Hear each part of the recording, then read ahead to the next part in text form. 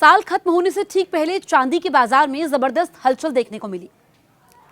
एक दिन पहले 9% की बड़ी गिरावट के बाद अब चांदी की कीमतें संभलती नजर आई। मंगलवार को चांदी $71 प्रति औंस के ऊपर टिकती दिखी। ये गिरावट इसलिए अहम मानी जा रही है क्योंकि एक ही दिन में ये बीते 5 साल से ज्यादा की सबसे बड़ी गिरावट थी। असल में साल के आखिरी हफ्तों में चांदी और सोने में जबरदस्त तेजी आई थी। तेजी इतनी तेज थी कि तकनीकी संकेत ये बताने लगे कि भाव जरूरत से ज्यादा भाग चुके हैं।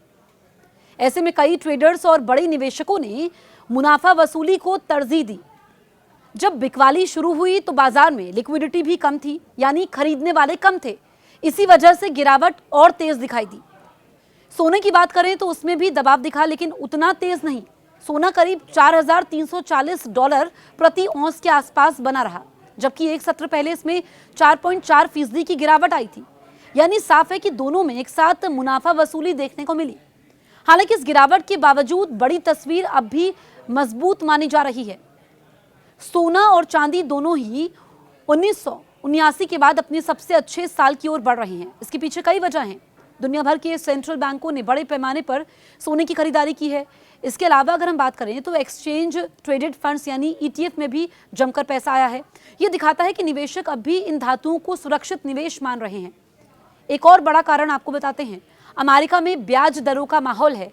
US फेडरल रिजर्व ने लगातार 3 बार दरों में कटौती की है। कम ब्याज दरों का सीधा फायदा कमोडिटी बाजार को मिलता है, क्योंकि चांदी ब्याज नहीं देते। जब ब्याज दरें गिरती हैं तो ऐसे एसेट ज़्यादा आकर्षक हो जाते हैं। और हमने देखा कि चांदी की तरफ लोगों का रुझान काफ़ी तेज़ी से बढ़ा, क्योंकि आप यहाँ पर सिल्वर ETF में भी निवेश कर सकते हैं, आप बिस्किट्स ले सकते हैं, आप ज्वेलरी ले सकते हैं। भले ही अगर हमने देखा कि बाजार में कुछ समय पहले भी काफ़ी उतार चढ़ाव देखा गया चांदी को लेकर के भी, लेकिन अभी भी ये सुरक्षित निवेश है।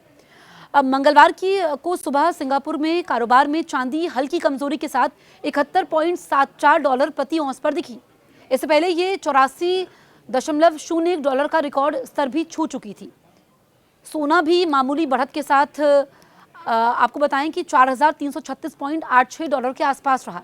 प्लेटिनम और अगर हम पैलेडियम की बात करें तो पिछले सत्र की 2 अंकों वाली गिरावट के बाद कमजोरी यहां पर जारी रही।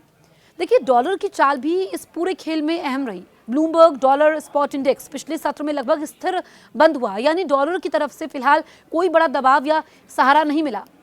तो आप देखिए कि कुल मिलाकर दुनिया भर के बड़े ब्रोकरेज हाउस और एक्सपर्ट्स का कहना है कि चांदी में आई ये बड़ी गिरावट घबराने की वजह कम और मुनाफा वसूली का नतीजा ज्यादा लगती है। अब आप देखिए कि ऐसे ब्रेक्स अक्सर आते हैं। निवेशकों के लिए असली सवाल यह है कि क्या लंबी अवधि का ट्रेंड बदला है। मौजूदा संकेत यही बताते हैं कि अगर हम एनुअल रिटर्न की बात करें तो अब भी मजबूत है, लेकिन उतार चढ़ाव से इनकार नहीं किया जा सकता और इसके लिए लगातार मार्केट पर नज़र रखनी पड़ती है। जो लोग लगातार मार्केट पर नज़र रखते हैं और अभी भी ये सोने की अगर हम बात करें या चांदी की बात करें तो ये सुरक्षित निवेश है। आप चाहें तो इनकी ज्वेलरी खरीद सकते हैं, बिस्किट्स खरीद सकते हैं, ETF में आप पैसा लगा सकते हैं। यह आपके ऊपर डिपेंड करता है कि आपकी ज़रूरत क्या है। हालांकि ये जो गिरावट आई है, लेकिन एक्सपर्ट्स ये मानते हैं कि फिर से तेज़ी आएगी, क्योंकि अभी नया साल आने ही वाला है। और ऐसे में देखें कि अगर हम इस साल देखें, साल 2025 में तो ज़बरदस्त उछाल देखा गया और सोने और चांदी ने यहाँ पर नए ग्राफ को छुआ और अभी थोड़ा सा यहाँ पर ब्रेक ज़रूर लगा है, लेकिन इसके लिए आपको मार्केट पर नज़र रखनी होगी।